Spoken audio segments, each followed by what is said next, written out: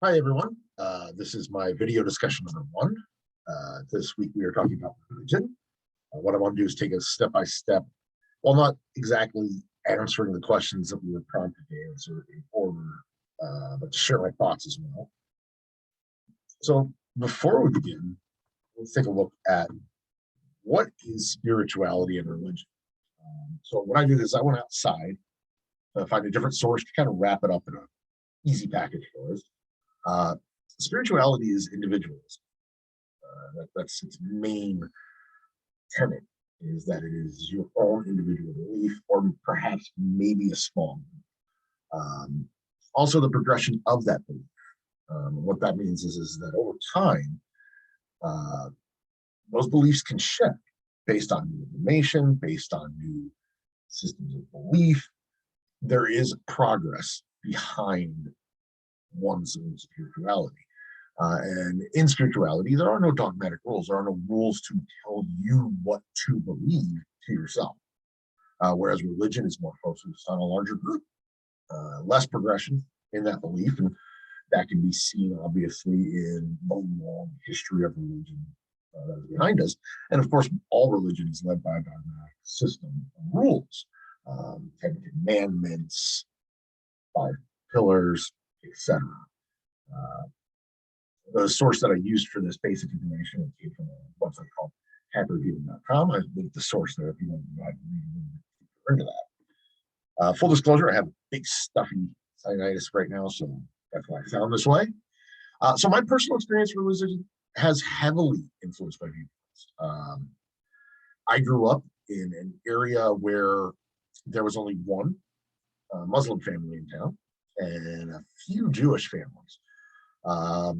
However, I was fortunate enough that the Muslim family lived about 6 houses down from where I did, and then a Jewish family was about 8 houses down. And both of them had a boy my age. So we were all in the same grade. We all grew up together. We all kind of got to school age, kindergarten, 5th grade, 2nd grade, all around the same time. So that led to me being exposed to religions that other kids, even in my own town, weren't seen up close if they weren't friends in this little subdivision and in that particular grade school, particularly that class.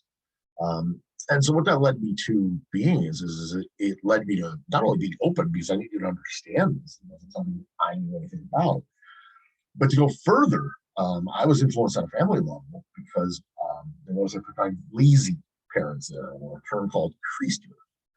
Um, this, I don't know if people still use these terms, to be honest. But back in my day, creaser was that family that went to church on Christmas and Easter. That was it. So it's not that my parents didn't have religious beliefs, it's just they didn't really do anything about it. And I even go to the point where maybe I doubt their spirituality because they came from hardcore. Mother's family was Scottish Protestant. My father's family was Polish Catholic.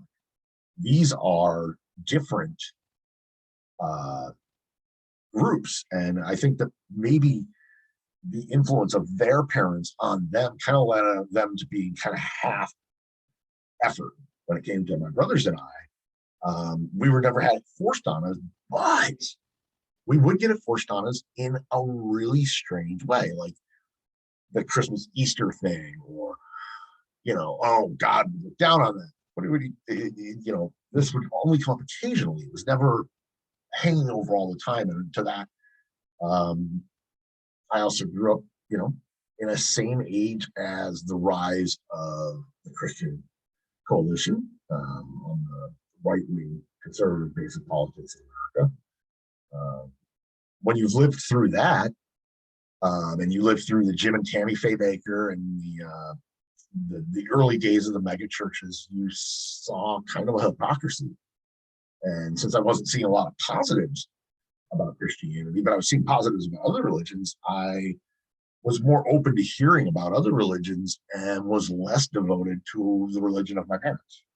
So my personal experiences have allowed me to realize that religion is something that is very important to a lot of people.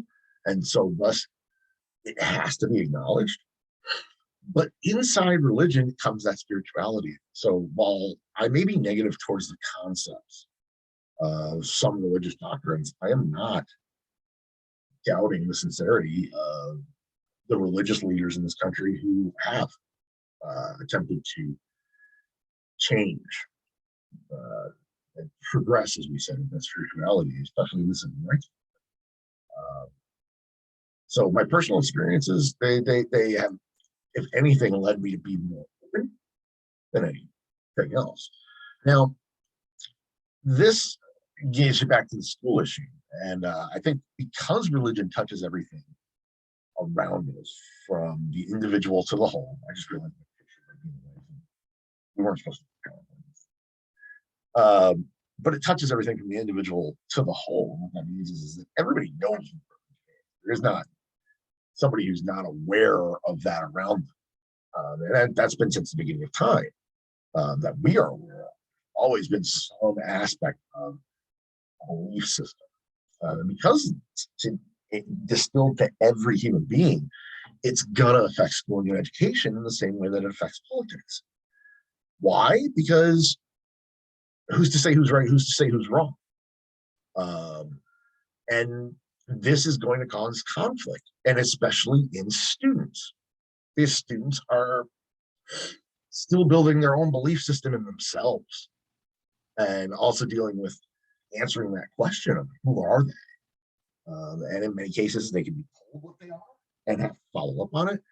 So there's a lot of very edgy corners that need to be rounded, as far as education goes. So what I think here is that when the idea of equity and tending to a diverse population, teaching to a diverse population is brought up against belief systems that do not endorse those ideas, issues will arise. So if you are a teacher in a town where 90% of the town goes to the same church, and you come in and you are a Buddhist, there is going to be an issue that can arise when it comes to certain teachings, because the community will want one thing and you may see it another. So there's going to be a pushback, because religion itself is not based on the idea that there is no equitable religion in many cases. Again, that's just a thought. I might be wrong, might be right. That's not something that I could support. That goes back to what my personal experience is like too. Now, religious identities and a student's experience, as I mentioned earlier, my friend Emron, growing up, I get this from his perspective. So he may have been the only Muslim kid in my grade and in my class, and his family may have been the only Muslim family in the town. About 10,000 people in the whole school district. But they had older siblings, and aunts and uncles and cousins that Americanized them. What I mean by that is that in the mid 1980s, Emron's older brother knew all of the good college rock bands that now you may know, REM, even U2. U2 was at one time a small band. And so because of that influence of their family and how they had embraced American culture, Emron and his brother and his two younger sisters later, they were very popular in our school as we grew up, because they were that open, and that obviously changed the way that I see a religion. And because of their popularity in these friendships, when we did run into conflict, and it did happen, Persian Gulf War, things like that, and despite the fact that his family was from Pakistan, and I know that he, last time we spoke about this, just him and myself, on 11 obviously. But the thing is that friendships that he had forged helped overcome those conflicts. However, just because there was an openness, you have to remember that even if every student is accepting and they're very popular, think about your students in Emron's case who had to still find time to pray during the day, according to the doctor, and still had to fast when everybody else was eating. So we have to remember that as teachers, that a student's religious identity is in many parts going to be handed down from their parents and their guardians, and they're going to follow that belief system, not just necessarily to use the word I would use as a earlier with the creasers, whereas Christians can sometimes tend to blow things off. Um, when there's devotion to something that's non-Christian, it can cause conflict. It's important to remember that. And as you see, I wrote there is a possible lose-lose situation. Students from highly religious families may object to certain lessons, and we see that now in school districts. But remember, at the same time, a student from a less religious family might be offended by talk of religion at school at all. So there is a diversity even in that. And so what I would want to do here is share what I would consider best practice. And this is one of the prompts for doing is what ways can teachers support students and families from different religious backgrounds? Let students understand they are seen and heard and learn what you can learn. And what I mean by that is when I met Emron as a child, I mean, I was 7, 8 years old, I think, when we met. I wasn't a big religious believer. I never have been. Again, goes back to my parents. But because of things he had to do, and because we were kids, I was curious, and so I asked questions, and so I understood when he would disappear during the school day where he was going.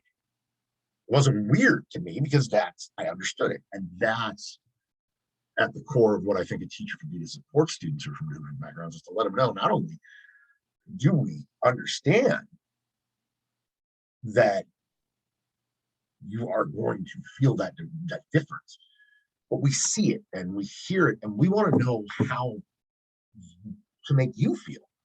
And I know that sounds strange. Can a student teach us to be more open to religion? And yes, 100%. And again, that is something that when we are talking about diversity at all, the students will push us to see the diversity at their level as well. It's important to acknowledge that. So how do we handle sensitivity to these systems while teaching contested topics? I mean, to me, the words that I would use would say be professionally agnostic, be moderate, and set boundaries. And what I mean by that is professionally agnostic, as we read in the reading, agnostic means you don't believe in a system, but you also can't prove it doesn't exist. And so what professionally agnostic is to be that moderation in the middle. I can hear all sides because it's my professional job to do so. You can still be highly, but I believe that what will make it easier to teach these contested topics is to professionally show that openness and middle ground. However, it is important to set boundaries as well, because we are going to have students that, we live in this day and age. The Florida bills towards the LGBTQ plus communities, I don't want a student in my class saying my religion says they're evil. That's where I have to say the moderation might not work. And that leads us to our final thing. This is the hardest question to ponder. And this is the one that if we had to turn in a writing assignment here, I wouldn't have gotten. And that is the question: in what ways do educators' religious orientations influence their classroom practices and interactions in school? And I have no idea what to say here. And it is my firm belief, as I just said, that agnosticism. My belief is that a teacher should not bring their religious orientation into a school. I don't bring it into my own personal life. However, I'm different, and that is my belief system. So what I'm going to ask is, how do you approach that? And particularly if you're devoted to a religion, how would you approach the same question? I'm really interested to get these answers back, and I hope everybody has a great weekend, and I can't wait to see your guys' videos. Thanks.